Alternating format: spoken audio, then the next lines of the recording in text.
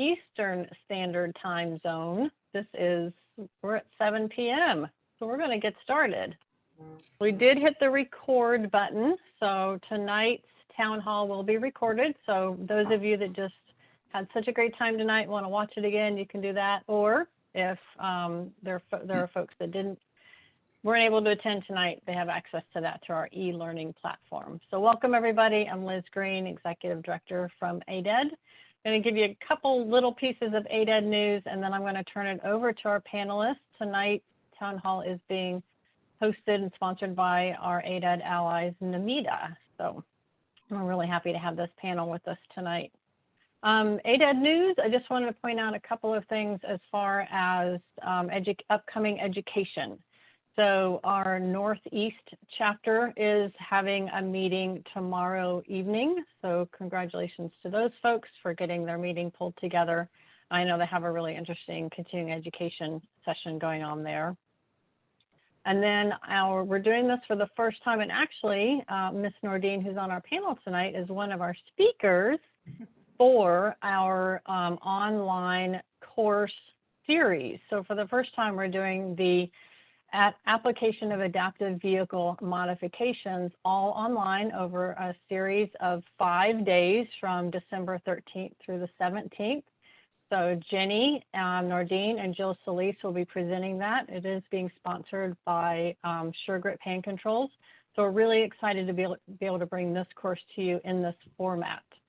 And then finally, ta-da, our rescheduled co-located conference with NMEDA, the ADED Annual Conference, the Auto Mobility Expo, and the NMEDA Conference did get rescheduled, if you didn't know already, to January.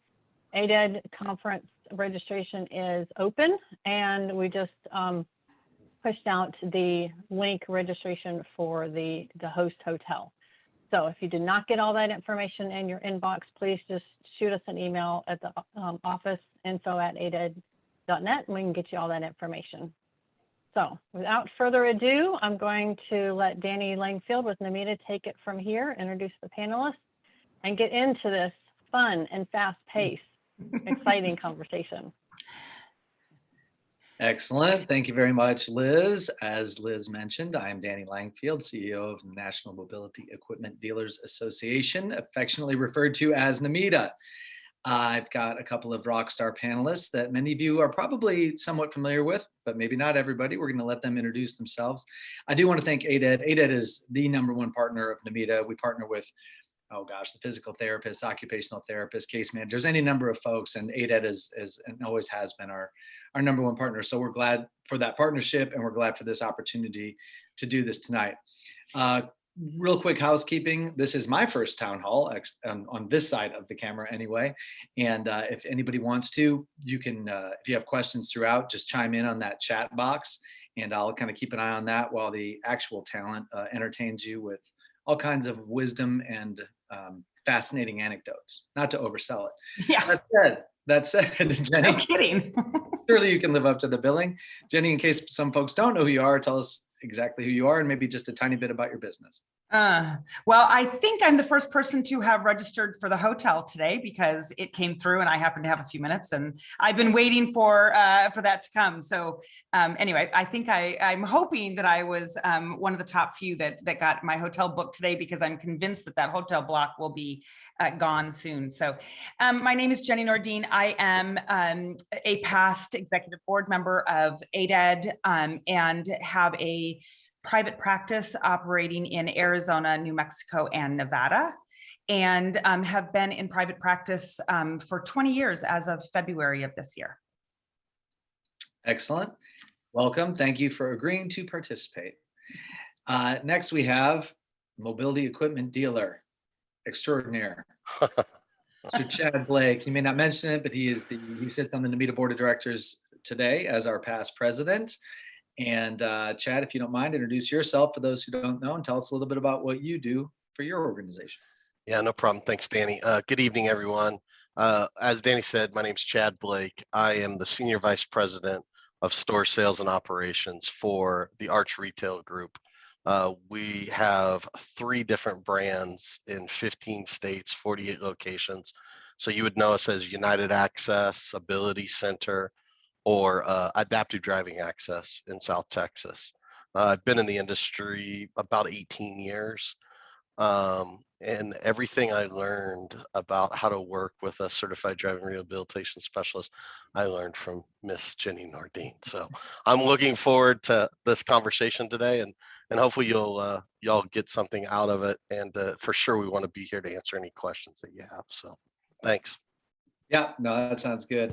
I'll get it kicked off, and I'm going to come to you, Jenny, as you and I talked about. We're going to get a quick overview of sort of the general process. But that reminds me, when you said that Chad learned everything from Jenny, when I first got hired at Namita, and I'll be 5 years here in December, they said, all right, first thing you need to go out, you're going to visit VMI in Phoenix. The president, Chad Blake, he's out there as well. And so we met up, and Jenny was out there as well. And we sat and they just talked to each other about all this stuff and gave each other a hard time. And I was nodding, trying to be all professional. I did not have any idea what they were talking about. A little bit better situated today, a little bit probably. But anyway, before we dive into specifics and the anecdotes and those kind of things, Jenny, I know that you had a chance to present at Namita. I think it was the 2019 conference, and it was essentially the DRS and the mobility equipment dealer. And you were kind enough to send that PowerPoint, and sure enough, you put some thought into it. So I don't think we have to spend a huge amount of time, but if you don't mind, let us take a look at the overall process between the two entities from that high level. Just what does it look like in general, and maybe what does it look like sort of in a perfect world? What should it look like? Yeah. So the people in my office often will get sick of me saying, well, in Jenny's perfect world, this is what's going to happen. So, I think that it's really important for all of us to sort of understand that we all work in very different situations.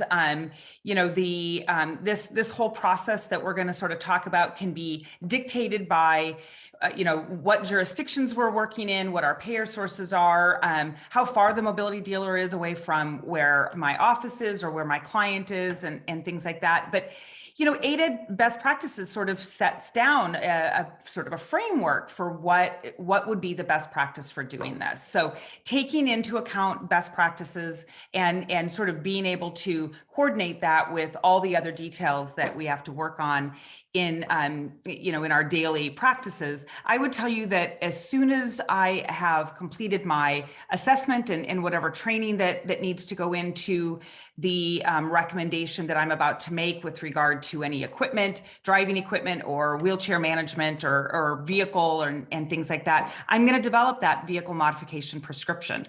That really outlines my client, the vehicle that we're modifying, the different categories of modifications that we're going to go through, and then any further recommendations that I have. So if we need to have a mid-install fitting or a further training in that individual's vehicle, especially if we're talking about high-tech modifications and things like that. And then at that point, really my communication with the dealer is going to be crucial. And Chad and I sort of laugh about this a little bit, how that communication has really evolved over the years. But that is where I need to be communicating with my dealer and making sure that we are as evaluators in the loop of scheduling. And I would tell you that that's really the biggest hurdle that we have is making sure that the dealer is calling us first when beginning to schedule for the installation of equipment. And the fact of the matter is that's because our schedule is booked, and ideally fully booked. And so, just like with anything that you're booking a date and a time for a doctor's appointment or a dentist appointment or a haircut or whatever, that means that I'm busy during those hours. And so ideally, we would be able to set aside some time late in the afternoons, because that typically is when we find that we're doing our checkout drives, for paperwork time and things, so that there's a little bit more flexibility. So we're not asking for a different, another client to move or flex or cancel or whatever, a training session and things, so that we can accommodate the checkout drive, because clearly that client is biting at the bit to get this done, and they don't want to have to wait any longer than absolutely they have to. So really, the flow hopefully is getting that prescription to the dealer, getting getting on, sort of in that loop, getting on the schedule, and then getting that checkout drive done, in a timely manner. Good. No, that makes sense. That's a flow that makes sense to me. You know what I failed to do, and Chad, I'm going to tip this to you to share problem. with the audience, the relationship between driver independence and the various entities you represent, and just how long you and Jenny go back. It's my understanding that this is not the very first time that you guys have done this. I think Jenny and I first met in 2006. So right when we were both around, I think we just graduated from the 8th grade, Jenny. Exactly. Yep. So, we've been working a long time together. I think that one of the things that's important from the dealer side is, and again, depending on, how long you've been a DRS or been involved in driving evaluation, from the dealer's perspective, I've always subscribed to the notion that you're the customer too, or at the very least, definitely our partner. So it's going to be really, really important for the dealer to take the driving prescription, the script, like Jenny was mentioned, and then ask questions. Don't really assume anything. So, kind of a red flag sometimes would be if a dealer didn't call you at all about a prescription. Okay. Now, granted, depending on the level of sophistication or what the product is, it may not be needed, but in general, always reaching out. What is the outcome we're trying to get for the client? The other thing too is I really encourage dealers to meet with the clients as well. So it's just really, really important because Jenny and I have worked multiple times where she's seen something that I hadn't seen, or I looked at the script and I said, I think I understand what you're trying to accomplish here. You wrote it this way. Could we do it that way? We work together to provide the best possible outcome. And then the last piece is communication. Jenny, again, nailed it on the head. Like, we got to be talking to each other. When do we think we're going to have the equipment installed? When are we going to be ready for the fitting? And the idea is that, we really can't do this without the certified driving rehabilitation specialist. And if you have a dealer that you're working with that subscribes to a different model, this is a great opportunity to coach them up, right? Because you got to get to the outcomes. And almost all of our third-party pays have some type of checkout drive. So we really are working together to provide that outcome. Yeah. So that's interesting. I want to drill down a little deeper in our pre-call where we spoke about some of these things. Chad, you did an interesting thing that I think could be of some interest to the audience, where you talked about sort of the little bit of a peek behind the curtain to what are the mobility equipment dealer, the real operations reality, right? Like how things come in. That's not this audience's world day in and day out. They interact with that dealer, but they don't know that moment to moment. Can you take us through maybe a typical install, a day in the life, something to shed some light on that side? Right. So for almost all NMEDA dealers, their day is completely built around their shop schedule. So the people that are coming, yes, there are sales appointments, I would say 50 to 80% of the time, that's actually where we're going to a client or a customer versus having them come in. So everything's built around the scheduling. The other piece too that is really important, as the prescriptions become more complex or there's more equipment, it's really important that there's good coordination and communication around order of operations of installations. Okay, so somebody brings us a car and they need a full wheelchair accessible conversion done on it. Well, that car is going to be sent away for whatever 8 to 12 weeks plus round trip shipping, where there's going to be no work done. And then there's a conversation. Then once the car gets back, what are the next steps? And so that's important too when you think about scheduling, and working with the driving rehabilitation specialist is important too, because there may be things, just depending on what it is. Driving, for example, normally the primary control goes in before the secondary, but we want to make sure we get the primary control in exactly the right position, because that is by definition, primary control, and it needs to work effectively. And then the secondaries just really kind of dovetail in behind it. So it's just really important, that some of this stuff is not sitting on the shelf. And especially right now Yeah. in the current environment, there's lead times on everything. So. Yeah. Jenny, let me go ahead. Looks like you're going to say something. Go ahead. Well, I was just going to say it's setting that expectation, and it's Right. Chad is good at setting the expectation. For me, are we looking at doing a checkout drive next week or in 3 weeks? And it has to go the same way with our client. Yeah. Mm-hmm. Yeah, and we work. I mean, and this is probably 2.0, 3.0, but we've worked really well too to understand like where each of us are with like our third-party authorizations and the timing of it, because that's another piece too, right? If Jenny's driver training authorization runs out before I can get the work installed, or like we have to coordinate and communicate. So what we have always done, especially for high tech and complicated, we've really just project managed it. We've picked a date in the future, said we're going to have it done by this, and then we back into it. You know, we believe that we're going to have a fitting done. So we have always worked that, especially like on a large project, let's say a 30 to 45 day project, we go ahead and just put the placeholders in the calendar and then communicate weekly. Yes, we're on track. No, we're not on track. No, we're going to have to move.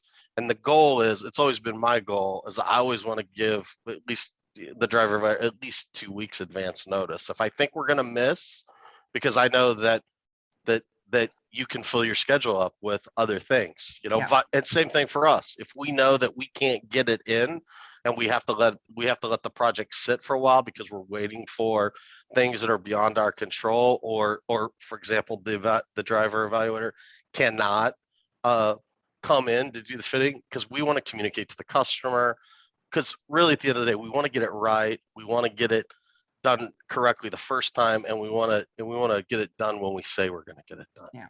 Yeah. Now that's well said. Jenny, let me ask you this, and we'll go off script just a little bit. It didn't take us long, 16 minutes, but I can't help it. We're talking about well, what I'm moving towards is biggest frustrations. And Chad, you'll get a chance. I'm certain that there's frustrations on both sides of this equation.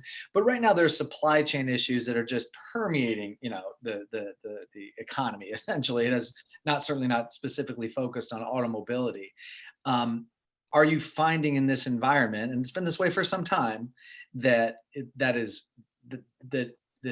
you need even greater communication, or that at the end of the day, people really just genuinely don't know the answer sometimes? I mean, how bad has that been for you all? Yeah, you know, I don't know that we have felt it really acutely. I think that we, you know, are working at that. I think that there's been a few cases where, as we've discussed with our dealers and have sort of said, look, this is the equipment, this is the vehicle. I mean, I've got a client in Albuquerque right now who is biting at the bit to buy a lowered floor van, and they don't have one, you know? And so, you know, from that perspective, that becomes difficult. But, you know, even, you know, hand controls and things like that, there's been times where, you know, we know that this is the hand control that somebody's going to use. We're not worried that an adjustment needs to be made to that choice, but we're not quite finished with their driver training. Typically in the past, we would wait until we were finished to write that script. Now we might sort of write it a little bit early just to get the ball rolling. Yeah. Chad, I'm certain that you are experiencing that across your various brands and the dealerships. Is what new frustrations do you see there, and do you have a crystal ball for when everything's going to go back to normal? I'm assuming you do. Supply chain is just a huge challenge. I mean, when you think about it rationally, to have so many people not working, so many things not happening, it's not surprising to think that there's supply chain challenges, but to experience it firsthand is still pretty confronting. You know, I see it across the board. I see it from trying to get the products that we need in a timely manner, and then trying to set that expectation, to even with our third-party pays, getting those written authorizations because they're not back at full strength, or they're not in the office, or, I mean, you name it. So it really, there is no crystal ball, because it literally changes weekly. I mean, I've just seen it across the board. And so, you know, we just, I think I said it earlier, we just hope for the best and cope with the rest. And again, it gets back to communication with the client, with the patient, communication with the driving rehabilitation specialist, communication with the third party payer. You know, I always want to under promise and over deliver. So whether that be timing or outcomes, and if you just have a real conversation about what the challenges are, most people are reasonable, because remember, these clients, they need this, right? And so they need for it to work. And so making sure that it is the very best outcome and the safest outcome and all of that, it really trumps kind of like, hey, I need it by Friday. You know, so. I got you. Makes sense. All right, let me bring us back on path, but we're going to come back to that. This notion of the struggles that our audience would have with mobility equipment dealers. I will say, as a side note, Chad Blake is probably not the absolute typical mobility equipment dealer. You may be having folks who are not quite as together. But back to Ms. Nordine. Give us, if you would, if you had to do three of the biggest keys to working successfully with a mobility equipment dealer. Well, you know, I mean, so we've sort of already touched on what I clearly think is the best one, or the most important one, is this level of communication that we have. And, you know, again, it's all related to scheduling, but it can also be, you know, the conversation that we're having during a meeting with a client. So, you know, we've talked a lot about needing to communicate so that we can all be on the same page and have the same expectation and have a date and, you know, project management and things like that. But, you know, one of the things that I've, as a professional, really feel like is important is that if Chad and I disagree, or one of the techs and I disagree about something during a fitting or a checkout drive or what have you, it's really important for us to have that conversation and sort of, you know, say our piece or come to a conclusion outside of a client meeting. You know, we, in the end, all want the same goal, as sort of this professional relationship between ourselves, but also to demonstrate that to our client, because that ensures the client's trust in each of us as professionals. So if we're not agreeing, and both of us could be right, or I just had a different idea or whatever, that client needs to trust that both of us are working towards their best goal and this, you know, safety and things like that. The other thing that I would say is really the mutual respect that we need to establish with different areas of expertise. So, you know, we clearly work as a team, or should be, and I have an area of expertise, and so does the dealer. So as an ADED member, you know, and as an evaluator, my area of expertise is the client, their diagnosis and their functional skills, the equipment that I've trained them to use to adapt to this physical disability that I've, you know, been addressing. But the mobility equipment dealers, you know, their area of expertise is the compatibility of equipment with a vehicle and the installation that requires, or, you know, the time that requires, or even their experience with, you know, we tried to install that into that specific make and model of vehicle, and really, you know, it really didn't work, or we really struggled with it. And, you know, let's think about this one. What would this also help your client, or our client? So, you know, that sort of mutual understanding of our different areas of expertise.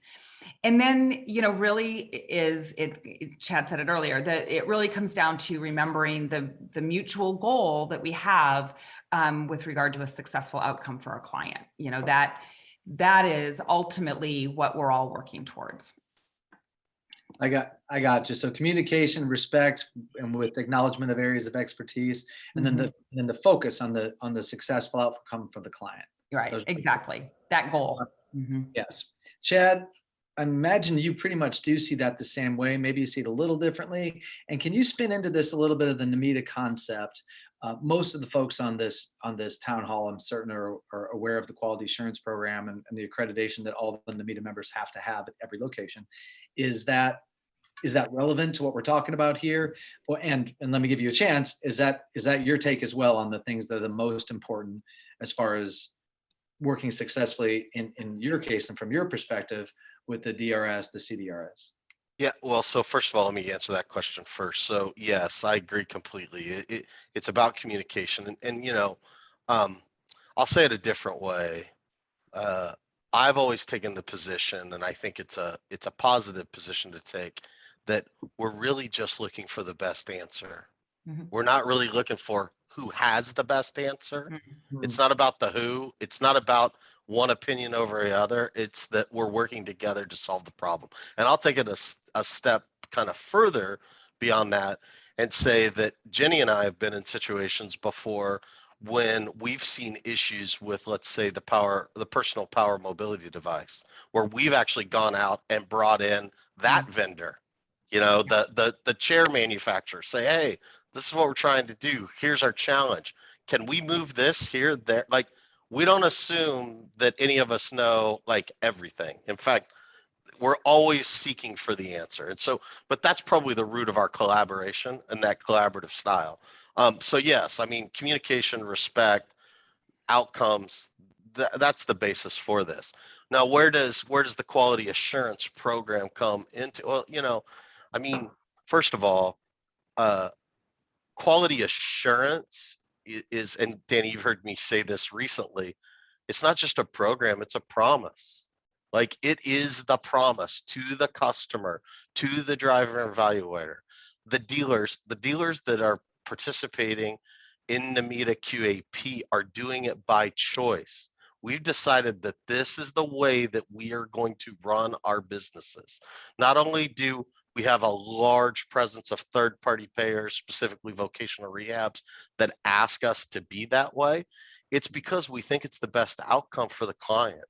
And so that program of, okay, one person installs it, another person checks the work, that there's a checklist, that we have certified technicians by the manufacturers of the products that we represent.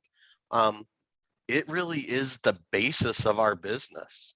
And from somebody who has quite a bit of experience in product liability and those type of challenges, I mean, it's the difference between good and great. Mm. And beyond like the whole, protect yourself, protect your businesses, which is a very, very important piece, quite frankly, and I don't use this word lightly, it's the right thing to do for the customers. Mhm. And so the dealers that are subscribing to that, they're holding themselves to a higher standard than somebody with 12 rusty tools that can, put a scooter lift onto the back of a hitch mounted, receiver. It's another level because again, the outcome for me, the basis of the QAP is not just the quality of the work, it's that word assurance. You're getting a new product that's going to work for you as a person with a disability. We want to maximize that opportunity, because when we do that, that's when we change lives. So I'll get off my soapbox, but it's acceptable. I'm going to get quick thoughts from Jenny on that, and then I think everyone's waiting with bated breath for the anecdotes that were promised, and we're running out of time. But Jenny, real quickly on the QAP, any thoughts on that? Yeah, I think that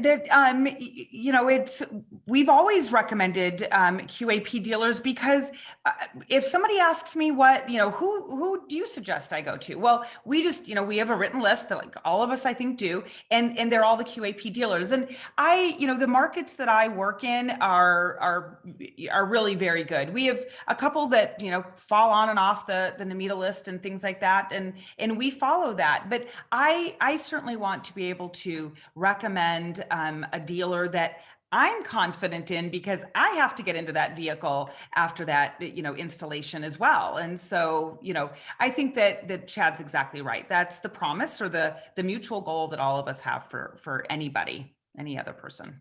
Yeah, I appreciate that. I'll say it from the NMITA perspective, a dealer, if any of you all out there are working with folks and they are not QAP accredited, you don't have to be a member of NMITA to get the accreditation. We offer this as a standalone accreditation. We'd love for you to be members of our association, just like everyone wants to be members of ADED, I'm sure, but it's not required. The things that you do to get the QAP accreditation do have some teeth and are significant requirements. All right, before we let these folks go, we said we'd talk a little bit about specific anecdotes. Let's see, Chad, you want to go first? Anytime you remember where things didn't go exactly like you drew it up? Never? We've had, I'm trying to think of a specific example, Jenny, but we've had a couple of situations where while we were well-meaning, we didn't get to the outcome that we needed, and really just took the attention to go back and rework the outcome. I mean, I'm thinking of a couple of clients that we had. You know, most of the things that Jenny and I have spent most of our individual time working through would be mostly high-tech drivers, and it's always a challenge with high-tech drivers, because even in the middle of fittings and evaluations, their health situation could change. Or when they come to get their second vehicle with high tech, those situations change. But we've always done it in a way that, again, with respect, and we've always had a lot of fun. So, Jenny, I can't. I'm trying to think of a good story that I can tell, but yeah, you know, I'm on the fence. Yeah. You can Well, tell. you know, and it's one of those things, though, all those stories are out there and things, but this, so when again, we sort of had this pre-planning meeting, and I did sort of think about this one, because this goes back to that level of communication and respect for each other's roles in this. And so I can specifically remember a client that I had written a prescription for. She was driving from her wheelchair, and I had, you know, it's not uncommon for me to say, you know, position automatic wheelchair restraint and release button with CDRS. And the tech, you know, for whatever reason thought, because we talked about it later, we position, you know, Q locks and easy locks all the time. And so I don't understand why she's got that there. And so they did. The spouse brought, you know, her husband brought in this wheelchair in her van, and they, you know, the tech appropriate, you know, in general, appropriately positioned this easy lock. The problem was this woman had contractures at her elbow, and so we needed to that easy lock needed to be forward of a typical position. I remember this. I remember this situation. Yep. And so we did it again. Yeah, we did it again. I mean, Yep. that's just the way that it was. Mhm. And to Jenny's point, that's why. So that's the point. Is even when you see the prescription, as a dealer, you should still ask. Just ask. Yep. Just ask. Mhm. Right. Don't ever assume, because it ends up being rework and things like that. And again, to her point, assuming positive intent, hey, we just want to keep this moving. Yep. Yeah, we'll get them in there, but there was a nuance to this fitting that was not realized by the technician, Mhm. and then it caused us to have to go back and rework it. Which, thank God, we got a good outcome, and we were able to do it, but it was not as efficient as it could have been. Sure. Mhm. Excellent. Very good. Well, I see Liz is coming on here. She's getting ready to shut us down. We've got 2 questions we're going to get to from the chat that I want to give you guys a chance to answer real quick. I want your 30 to 45 seconds.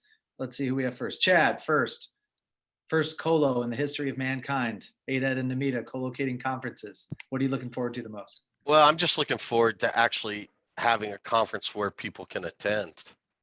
You know, good first step.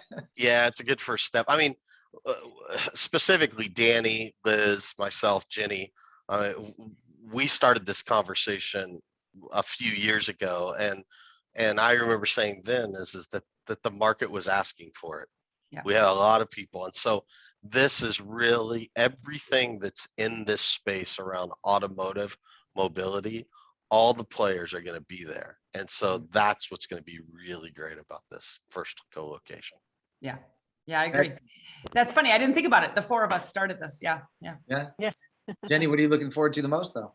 Well, you know, I've been lucky. So, you know, ADED was in Albuquerque a few years ago, and And I got lucky in that some of my texts came up there. I've met with, general managers at conference in the exhibit hall, and it's invaluable. And so I'm really looking forward to, being able to see, my colleagues that are not necessarily, in my office, but, being able to go through that exhibit hall and make a decision or, problem solve cases that we're currently working on.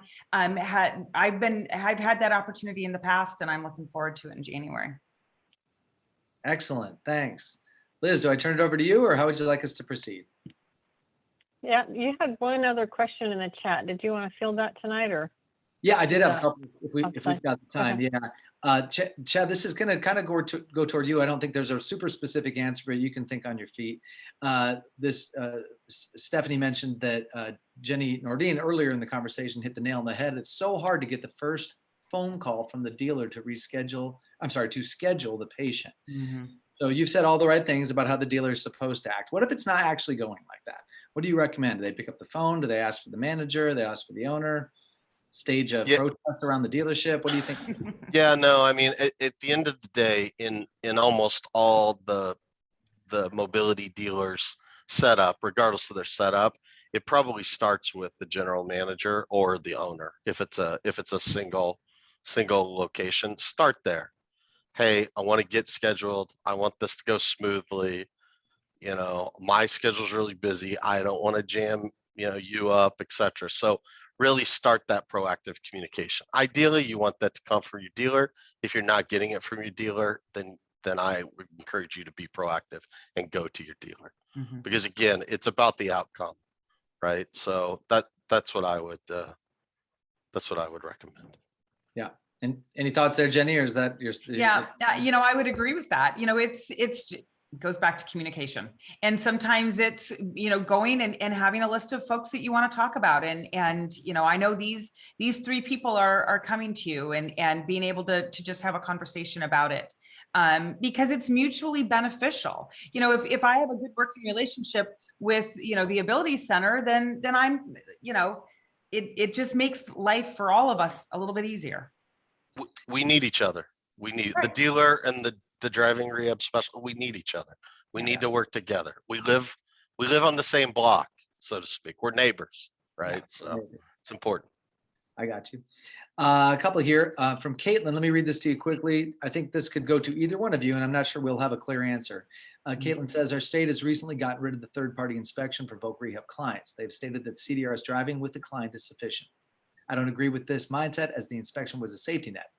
With the dealer being a QAP dealer and doing this extra inspection internally, would this cover both parties? I will say extra inspection from the QAP standpoint, it's not extra. That's something that's done in every deal anyway. But do either of you want to take that and address whether we feel like that would? Yeah, you comment on that, Chad. Yeah, so from a liability perspective, well, first of all, from a best practice perspective, regardless of whether the state requires it or not, I would recommend that the CDRS and the dealer always do a checkout. Mm-hmm. It's just easier. It's just so much easier. And quite frankly, from a dealer perspective, I would rather have the CDRS there as kind of a final check. Let's make sure we know exactly the outcome and what's going on, so that there's not rework. I don't want to spend extra time and money. So I think that independent of what the state mandates, I think it's just a best practice that should happen really all the time. From am I covered by my liability insurance? I'm going to tell you that even your checkout drives don't necessarily, it doesn't necessarily cover the dealer. As a dealer, I'm still responsible for all the products I put out in the field, and were they installed correctly?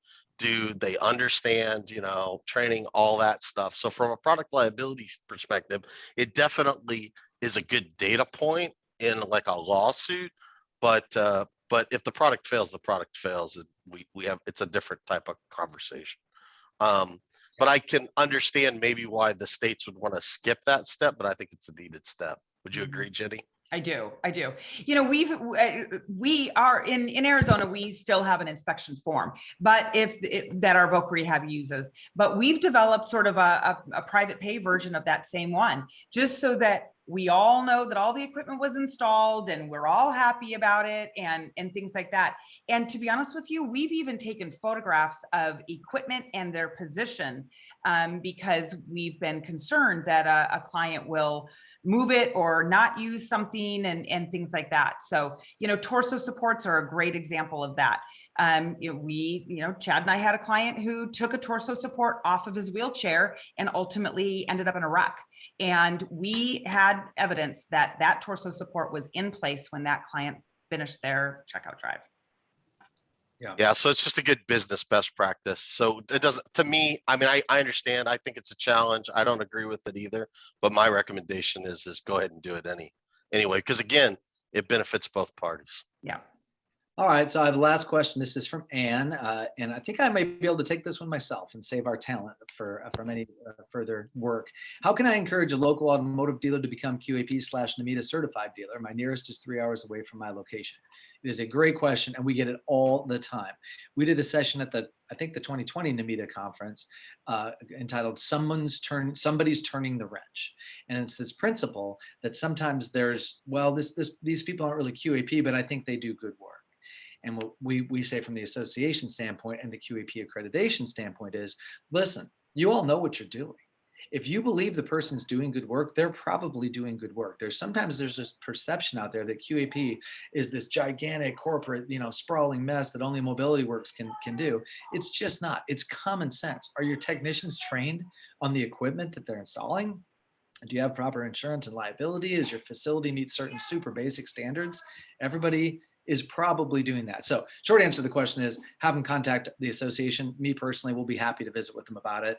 And, oftentimes it's just not as heavy of a lift as people think it is. All right. And with that note, thanks, guys. I just wanted to say this is a beautiful example of the theme that we have for the ADED conference going into this colo is better together. You guys did it beautifully. Wonderful demonstration of how driver rehab and mobility equipment dealers can work so beautifully together for the good of the client and the public. So thank you for your time and hope you all have a great evening and we'll see you soon. All right. Thanks, everyone. Thanks, Appreciate it. everybody. Bye. Thank you.